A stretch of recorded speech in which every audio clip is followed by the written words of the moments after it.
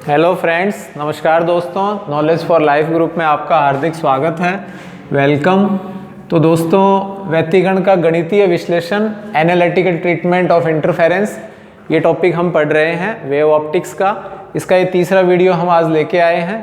Previous दो video में, पहले वाले वीडियो में आपने दो तरंगे लेकर उनका परिणामी विस्थापन यानी परिणामी तरंग गति का जो समीकरण है, द इक्वेशन ऑफ रिजल्टेंट, आपके इक्वेशन यानी रिजल्टेंट वेव्स आपने मेजर की थी। दूसरे वाला जो वीडियो था उसमें आपने रिजल्टेंट एम्पलीट्यूड यानी परिणामी आयाम समपोषी व्यतिगण और विनाशी व्यतिगण के लिए मेजर किया था। ठीक है, तो उस प्रीवियस वीडियो में दोस्तों एक इक्वेशन आई थी, जैसे उससे प्रीवियस वीडियो में जो इक्वेशन आई थी वो हमने पीछे वाले वीडियो में, और पीछे वाले जो वीडियो में आई है वो हम यहाँ यूज में ले रहे हैं। तो इक्वेशन 6 आई थी, आपको याद हो तो, R square equals to a1 square plus a2 square plus 2a1 a2 cos theta आई थी। क्या ध्यान है? क्या नहीं ध्यान है तो इसका लिंक आपको डिस्क्रिप्शन में मिल जाएगा प्रीवियस वीडियो का, या फिर आप लिख भी सकते हैं व्यतिगण का गणितीय विश्लेषण, उससे सर्च करोगे तो मिल जाएगा। अब हम क्या करें, इसकी सहायता से हम इंटेंसिटी निकालेंगे। क्या मेजर करेंगे दोस्तों? तीव्रता, तरंग की तीव्रता, तरंग की तीव्रता, इंटेंसिटी ऑफ वेव्स। तो तरंग की जो तीव्रता है, इंटेंसिटी है, वो आयाम के वर्ग के समानुपाती होती है। ठीक है, यानी I जो है वो R जो है यानी परिणामी तीव्रता, उसके तो the intensity is directly proportional to the square of amplitude. तो I प्रोपोर्शनल हो जाएगा R स्क्वायर।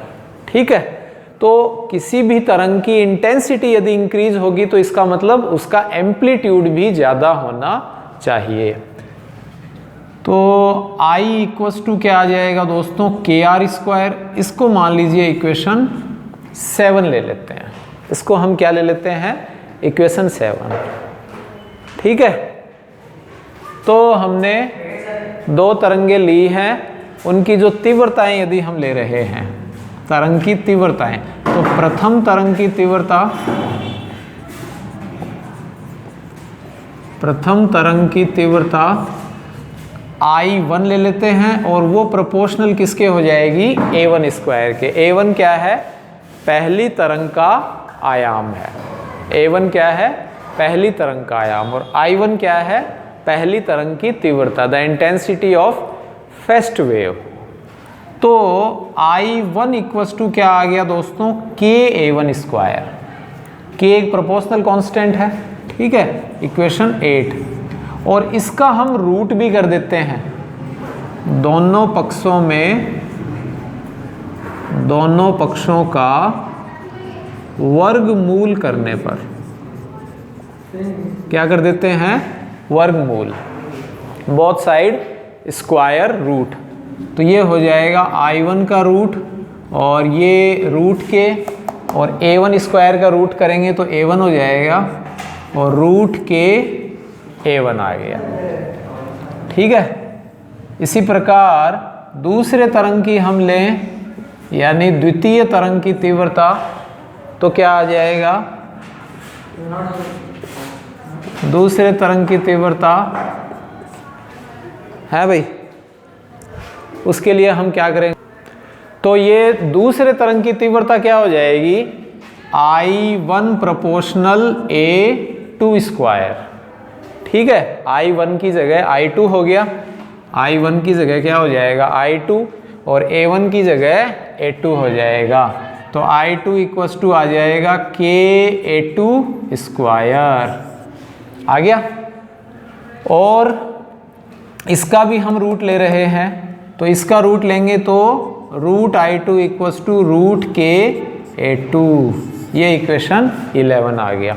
ये इतनी सारी बातें क्यों लिखी हैं? क्योंकि ये सारी की सारी इक्वेशन हम इक्वेशन 6 में यूज में ले लेंगे। कैसे? अब दोस्तों हम इक्वेशन 6 को K से मल्टीप्लाई कर देते हैं। समीकरण 6 को K से गुणा करने पर,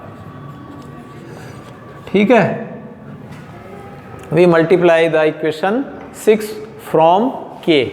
तो k से हम जब मल्टीप्लाई कर देंगे तो ये आ गया kr स्क्वायर, आगे आ गया, और ये हो जाएगा ka1 स्क्वायर, और अगला क्या आ गया ka2 स्क्वायर, ठीक है, ka2 स्क्वायर आ जाएगा, और plus 2ka1a2 cos theta, 2ka1a2 cos theta. Clear. अब ये जो k है, इस k को मैं यूं लिख सकता हूं, आई थिंक क्लियर है, रूट के, ठीक है। वो क्यों लिख रहा हूं, जिससे ये इक्वेशन 9 और इक्वेशन 11 की वैल्यू भी पुट की जा सके। तो ये हो गया आपके kr square, ka1 square, ka2 square, और 2 रूट ka1 और root ka2 into cos theta, into क्या आ गया कॉस थीटा, ठीक है। ये इक्वेशन मान लीजिए दोस्तों आपके आ गई 12 है। अब इक्वेशन 7, 8, 9, 10, 11 की वैल्यू हम कहाँ रख देते हैं, इक्वेशन 12 में रखने पर। तो put the value of equation 7, 8, 9, 10 and 11 in equation 12। समीकरण कौन सा है, 7, 8, 9, 10, 11 का मान समीकरण 12 में रखने पर, समीकरण 7 से लेकर 11 तक की जो समीकरण है उनका मान 12 में रखने पर। तो 12 में रखोगे तो दोस्तों क्या आएगा, देखें, इधर लिख देता हूं मैं। अब देखिए, ये kr स्क्वायर है, इसके लिए समीकरण 7 थी, याद है। kr स्क्वायर को हम क्या लिख सकते हैं, i, और ka1 स्क्वायर है, इसको हम क्या लिख सकते हैं, i1, और ka2 स्क्वायर है, इसको हम क्या लिख सकते हैं, i2, और 2 एज इट इज है, और रूट ka1 को क्या लिख सकते हैं, रूट i1, और रूट ka2 को क्या लिख सकते हो, रूट i2, इंटू क्या आ गया cos थीटा। तो ये आपके आ जाती है the equation of resultant intensity, यानी परिणामी तरंग गति का समीकरण। तो ये भी सही है दोस्तों, आप लिखना चाहें तो इक्वेशन 13, या फिर एक सिंपल सी यहाँ मैथ लगा लेते हैं कि i1 को आप क्या लिख सकते हो, रूट i1 का होल स्क्वायर, लाइक दिस, कि k को आप रूट के लिख सकते हो, तो रूट k का स्क्वायर वो आगे यूज में आएगा, इसीलिए हम इसको यूं भी लिख लेते हैं i equals to root i1 का होल स्क्वायर। कोई फर्क नहीं पड़ेगा, अरे रूट और स्क्वायर कर दिया, आपस में कैंसिल आउट हो जाएंगे, एज इट इज रह जाएगा, प्लस रूट i2 का whole square plus 2 root i1 i2 cos theta. ये इक्वेशन आ गया 14।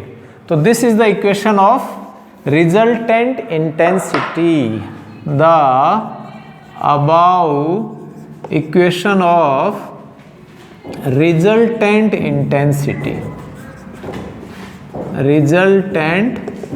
इंटेंसिटी, उपरोक्त समीकरण उपरोक्त परिणामी तरंग की तीव्रता, इंटेंसिटी ऑफ वेव्स, इंटेंसिटी परिणामी तरंग की तीव्रता का समीकरण है। अब दोस्तों इसमें दो कंडीशन ले लेंगे, एक कंस्ट्रक्टिव और एक डिस्ट्रक्टिव की, यानी संपोषी और विनाशी व्यतिकरण की। तो ये आप पॉज करके लिखिए, फिर अपन आगे लिखते हैं। हाँ तो दोस्तों अब ये आगे आपके दो कंडीशन ले लेते हैं, जैसे रिजल्टेंट एम्पलीट्यूड परिणामी आयाम मेजर किया था, ठीक वैसे ही कर लेंगे। तो पहली कंडीशन है यदि थीटा बराबर 0 हो, ठीक है, यानी फेज डिफरेंस जो कलांतर है वो 0 हो। तो ये कंडीशन कौन सी है, संपोषी व्यतिकरण के लिए, जानते हो आप, तो समपोषी व्यतिकरण के लिए जब थीटा बराबर 0 होता है तो cos theta equals to cos 0, और cos 0 की वैल्यू क्या होती है? 1 होती है। तो इक्वेशन 14 से जब हम इसको लेंगे तो i इक्वस टू क्या आ जाएगा? रूट i1 का होल स्क्वायर और रूट i2 का होल स्क्वायर, ये 1 हो गया, तो ये 2 रूट i1 i2। तो ये दोस्तों एक ही फॉर्मूला है जो बार बार यूज में ले रहे हैं, a स्क्वायर बी स्क्वायर और 2ab। ठीक है, पहले आप पढ़ चुके हो, ये इसी टॉपिक में 3-4 बार यूज में लिया जा चुका है। इसको इसीलिए ही ऐसा बनाया है जिससे ये इजीली आपके समझ में आ जाए। तो i इक्वल्स टू क्या हो गया? Root i1 plus root i2 का होल स्क्वायर। तो इस तरह से कंस्ट्रक्टिव इंटरफेरेंस के लिए, समपोषी व्यतिकरण के लिए जो तीव्रता है वो आपके अधिकतम होती है। क्लियर? इसी प्रकार विनाशी व्यतिकरण के लिए ले लें तो विनाशी व्यतिकरण के लिए आपको क्लियर है, थीटा इक्वल्स टू कितना होता है? 180। यानी दोनों तरंगे हैं वो आपके विपरीत कला में होंगी, यानी अपोजिट डायरेक्शन में होती हैं। तो अपोजिट डायरेक्शन में होंगी तो वो विनाशी व्यतिकरण है, डिस्ट्रक्टिव इंटरफेरेंस है। तो विनाशी व्यतिकरण के लिए आपके क्या हो जाएगा? cos theta equals to cos 180, और cos 180 की वैल्यू आप जानते हो दोस्तों कितनी होती है? -1 होती है। तो -1 जब हम ले लेंगे तो यहाँ ये माइनस हो गया, और माइनस को प्लस से जब मल्टीप्लाई करेंगे तो माइनस आ जाएगा, और ये माइनस आने पर आ जाएगा रूट i1 का होल स्क्वायर और रूट i2 का whole square -2 root i1 i2। Clear है? 2 रूट i1 i2 ये आ जाता है।